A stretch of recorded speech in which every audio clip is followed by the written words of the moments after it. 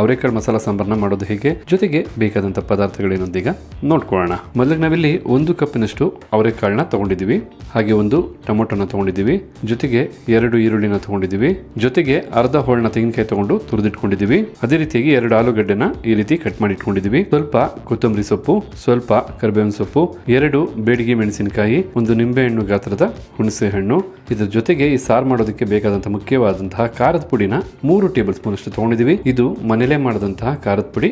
ಯಾವ ರೀತಿ ಮಾಡೋದಂತ ವಿಡಿಯೋ ಮೇಲೆ ಲಿಂಕ್ ಬರ್ತಾ ಇದೆ, ದಯವಿಟ್ಟು ಬೇಕಿದ್ರೆ ನೋಡ್ಕೊಳ್ಳಿ ಆಮೇಲೆ ವಿಡಿಯೋ. ಹಾಗೆ 1 ಟೇಬಲ್ ಸ್ಪೂನ್ ಅಷ್ಟು ಎಣ್ಣೆ, 1 ಗಡ್ಡೆ ಬೆಳ್ಳುಳ್ಳಿನ ತಗೊಂಡು ಈ ರೀತಿ ಸಿಪ್ಪೆ ಬಿಡಿಸಿಟ್ಕೊಂಡಿದ್ದೀವಿ. ಒಗ್ಗರಣೆಗೆ ಸ್ವಲ್ಪ ಸಾಸಿವೆ, ಇನ್ನು ರುಚಿಗೆ ತಕ್ಕಷ್ಟು ಉಪ್ಪು. ಇದಿಷ್ಟೇ ನಿಮಗೆ ಅವರೆಕಾಳನ್ನ ಮಸಾಲ ಸಾರು ಮಾಡೋದಕ್ಕೆ ಬೇಕಾದಂತ ಪದಾರ್ಥಗಳು. ಬೇಕಾದಂತ ಪದಾರ್ಥಗಳನ್ನೆಲ್ಲ ನೋಡ್ಕೊಂಡಾದ ನಂತರ ನಾವೀಗ ಅವರೆಕಾಳು ಮಸಾಲ ಸಾಂಬಾರ್ ಮಾಡೋದಕ್ಕೆ ಬೇಕಾದಂತಹ ಮಸಾಲಾನ ರೆಡಿ ಮಾಡ್ಕೋಬೇಕಾಗತ್ತೆ. ಅದಕ್ಕೋಸ್ಕರ ಈ ರೀತಿ ಒಂದು ಮಿಕ್ಸಿ ಜಾರ್ ತಗೊಂಡು ಮಿಕ್ಸಿ ಜಾರ್ಗೆ ಈರುಳ್ಳಿನ ಸೇರಿಸ್ಕೊಳ್ತಾ ಇದ್ದೀವಿ. ಅದೇ ರೀತಿ ಟೊಮೊಟೊ ಹಣ್ಣನ್ನು ಸಹ ಸೇರಿಸ್ಕೊಳ್ತಾ ಇದ್ದೀವಿ. ಟೊಮೊಟೊ ಹಣ್ಣನ್ನು ಸೇರಿಸಾದ ನಂತರ ನಾವು ತುರಿದಿಟ್ಟಂಥ ಅರ್ಧ ಹೋಳು ತೆಂಗಿನಕಾಯಿ ತುರಿಯನ್ನು ಸಹ ಸೇರಿಸ್ಕೊಳ್ತಾ ಇದ್ದೀವಿ. 1 ನಿಂಬೆಹಣ್ಣು ಗಾತ್ರದ ಹುಣಸೆ ಹಣ್ಣು, ಸಿಪ್ಪೆ ತೆಗೆದಂಥ 1 ಬೆಳ್ಳುಳ್ಳಿ, ಮತ್ತು 3 ಟೇಬಲ್ ಸ್ಪೂನ್ ಅಷ್ಟು ಖಾರದ ಪುಡಿನೂ ಸಹ ಸೇರಿಸ್ಕೊಳ್ತಾ ಇದ್ದೀವಿ. ಜೊತೆಗೆ ನಾವು ತೊಗೊಂಡಂಥ ಸ್ವಲ್ಪ ಕೊತ್ತಂಬರಿ ಸೊಪ್ಪನ್ನು ಸಹ ಸೇರಿಸ್ಕೊಳ್ತಾ ಇದ್ದೀವಿ. ಈಗ ಮಸಾಲ ರುಬ್ಬೋದಕ್ಕೆ ಬೇಕಾದಂಥ ಎಲ್ಲ ಪದಾರ್ಥಗಳನ್ನು ಸೇರಿಸಾಯಿತು. ರುಬ್ಬೋದಕ್ಕೆ ಸಹಾಯ ಆಗೋ ಹಾಗೆ ಸ್ವಲ್ಪ ನೀರನ್ನು ಸಹ ನಾವೀಗ ಸೇರಿಸ್ಕೋಬೇಕಾಗತ್ತೆ. ಈ ರೀತಿ ರುಬ್ಬೋದಕ್ಕೆ ಎಷ್ಟು ಬೇಕೋ ಅಷ್ಟು ನೀರನ್ನು ಸೇರಿಸ್ಕೊಂಡು ನಾವೀಗ ಇದನ್ನು ನುಣ್ಣಿಗೆ ರುಬ್ಕೊಂಬರೋಣ. ಈಗ ಇಲ್ಲಿ ನೋಡ್ತಾ ಇದ್ದಾರಲ್ಲ ವೀಕ್ಷಕರೇ, ಅವರೆಕಾಳು ಮಸಾಲ ಸಾರಿಗೆ ಬೇಕಾದಂತಹ ಅದಕ್ಕೆ ನಾವು ನೀಟಾಗಿ ರುಬ್ಕೊಂಡಿದ್ದೀವಿ, ನುಣ್ಣಿಗೆ ರುಬ್ಕೊಂಡಿದ್ದೀವಿ. ನೀವು ಸಹ ಈ ಒಂದು ಮಟ್ಟಕ್ಕೆ ರುಬ್ಕೊಂಡ್ರೆ ಸಾಕಾಗತ್ತೆ. ಮಸಾಲನೂ ರುಬ್ಬಾದ ನಂತರ ನಾವು ಈ ರೀತಿಯಾದಂಥ ಒಂದು ಕುಕ್ಕರ್ನ ತಗೊಂಡು ಕುಕ್ಕರ್ಗೆ ನಾವು ತೊಗೊಂಡಂಥ 1 ಕಪ್ನ ಅಳತೆಯ ಅವರೆಕಾಳನ್ನು ಸೇರಿಸ್ಕೊಳ್ತಾ ಇದ್ದೀವಿ. ಅವರೆಕಾಳನ್ನು ಸೇರಿಸಾದ ನಂತರ ನಾವು ಕಟ್ ಮಾಡಿ ಇಟ್ಕೊಂಡಿರ್ತಕ್ಕಂಥ ಆಲೂಗಡ್ಡೆನೂ ಸಹ ಸೇರಿಸ್ಕೊಳ್ಳೋಣ. ಆಲೂಗಡ್ಡೆನೂ ಸಹ ಸೇರಿಸಾದ ನಂತರ ನಾವು ರುಬ್ಬಿಟ್ಕೊಂಡಿರ್ತಕ್ಕಂಥ ಮಸಾಲಾನ ಸೇರಿಸ್ಕೊಳ್ತಾ ಇದ್ದೀವಿ. ಈಗ ಈ ರೀತಿ ಕಂಪ್ಲೀಟಾಗಿ ನಾವು ರುಬ್ಬಿಟ್ಕೊಂಡಿರ್ತಕ್ಕಂಥ ಮಸಾಲಾನ ಕುಕ್ಕರ್ಗೆ ಸೇರಿಸಾದ ನಂತರ ನಮಗೆ ಸಾರು ಎಷ್ಟು ಗಟ್ಟಿ ಬೇಕೋ ಎಷ್ಟು ತೆಳ್ಳಗೆ ಬೇಕೋ ಆ ಮಟ್ಟದಲ್ಲಿ ನಾವು ನೀರನ್ನ ಸೇರಿಸ್ಕೋಬೇಕಾಗತ್ತೆ. ನಾವು ಸೇರಿಸ್ತಾ ಇರ್ತಕ್ಕಂಥ ನೀರನ್ನ ನಾವು ಮಿಕ್ಸಿ ಜಾರ್ಗೆ ಸೇರಿಸ್ತಾ ಇರೋದ್ರಿಂದ ಉಳಿದಂಥ ಮಸಾಲೆ ಎಲ್ಲ ನೀಟಾಗಿ ಬಂದ್ಬಿಡುತ್ತೆ. ನೀರನ್ನು ಸೇರಿಸಾದ ನಂತರ ನಾವು ರುಚಿಗೆ ತಕ್ಕಷ್ಟು ಉಪ್ಪನ್ನು ಸೇರಿಸ್ಕೋಬೇಕಾಗತ್ತೆ.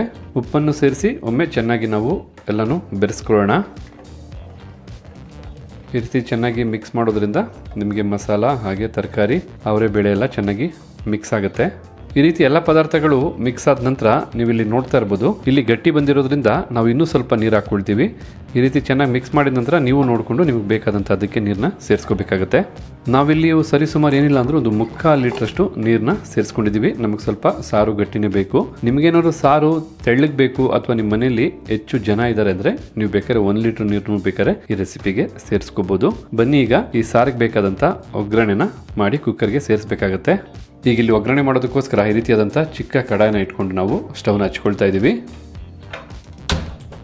ಈಗ ಇಲ್ಲಿ ಕಡಾಯಿ ಬಿಸಿಯಾಗಿದೆ. ಬಿಸಿಯಾದಂಥ ಕಡಾಯಿಗೆ ನಾವು ಒಗ್ಗರಣೆಗೆ ಎಣ್ಣೆನ ಸೇರಿಸ್ಕೊಳ್ಳೋಣ. ಎಣ್ಣೆನೂ ಸ್ವಲ್ಪ ಬಿಸಿ ಆಗಬೇಕು. ನಾವು ಕುಕ್ಕರ್ನ ಸ್ಟವ್ ಮೇಲೆ ಇಟ್ಟಾಗ ಅಥವಾ ಸ್ಟವ್ನ ಹಚ್ಕೊಳ್ಳೋಕೆ ಮುಂಚೆನೇ ನಾವು ಈಗ ಕುಕ್ಕರ್ಗೆ ಒಗ್ಗರಣೆನ ಸೇರಿಸ್ತಾ ಇದ್ದೀವಿ. ನೀವು ಬೇಕಿದ್ರೆ 2 ವಿಸಲ್ನ ಕೂಗಿಸಿದ ನಂತರನೂ ಸಹ ನೀವು ಒಗ್ಗರಣೆ ಮಾಡಿ ಸಾಂಬಾರಿಗೆ ಸೇರಿಸ್ಬೋದು ಕುಕ್ಕರ್ ತಣ್ಣಗಾದ ನಂತರ. ಈ ರೀತಿ ಒಗ್ಗರಣೆ ಮಾಡ್ಕೊಳ್ಳೋದ್ರಿಂದ ಒಮ್ಮೆ ಕುಕ್ಕರ್ಗೆ ಸೇರಿಸ್ಬಿಟ್ರೆ ಕುಕ್ಕರು ತಣ್ಣಗಾದ ನಂತರ ನೀವು ಈಸಿಯಾಗಿ ಬಡಿಸ್ಕೊಂಡು ಊಟ ಮಾಡ್ಬೋದು. ಈಗ ಇಲ್ಲಿ ಎಣ್ಣೆ ಕಾದಿದೆ. ಕಾದಂಥ ಎಣ್ಣೆಗೆ ನಾವು ಸಾಸಿವೆನ ಸೇರಿಸಿ ಸಿಡಿಸ್ಕೊಳ್ಳೋಣ.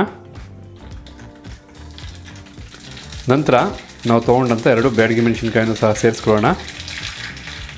ಹಾಗೆ ಕರಿಬೇವಿನ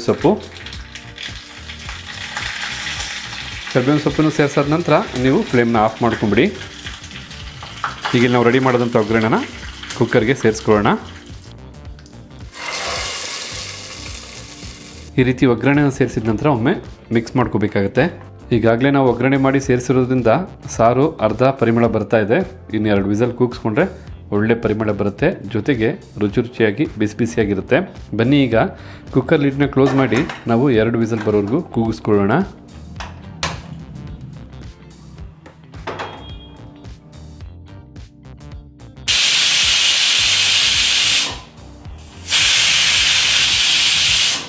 ಓಕೆ ವೀಕ್ಷಕರೇ, ಈಗ 2 ವಿಸಲ್ ಬಂದಾಯ್ತಲ್ಲ, ಫ್ಲೇಮ್ನ ಆಫ್ ಮಾಡ್ಕೊಳ್ಳೋಣ.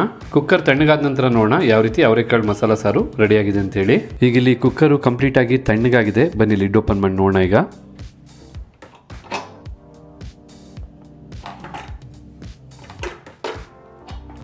ಈಗ ಇದನ್ನು ಒಮ್ಮೆ ನಾವು ಚೆನ್ನಾಗಿ ಮಿಕ್ಸ್ ಮಾಡ್ಕೊಳ್ಳೋಣ. ಈಗ ಇಲ್ಲಿ ನೀವು ನೋಡ್ತಾ ಇದ್ರಲ್ಲ, ಅವರೆಕಾಳಿನ ಮಸಾಲ ಸಾರು ಎಷ್ಟು ಚೆನ್ನಾಗಿ ಗಟ್ಟಿಯಾಗಿ ನೀಟಾಗಿ ರೆಡಿಯಾಗಿದೆ ಅಂತ. ತುಂಬ ಚೆನ್ನಾಗಿರುತ್ತೆ.